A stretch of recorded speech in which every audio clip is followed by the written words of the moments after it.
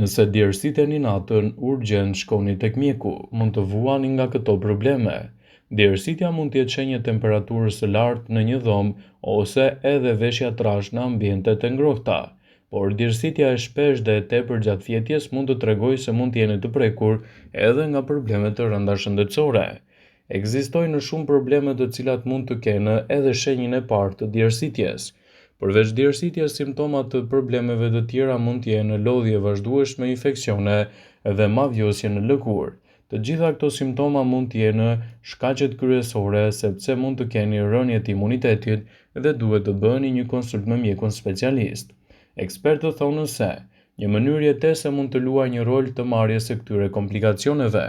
Është e rëndësishme që nëse djersiteni shpesh dhe në sasi tepër të larta, të paraqiteni tek mjeku për një trajtim dhe një konsult më të specializuar për të evituar kështu edhe çdo dyshim të mundshëm lidhur me shëndetin.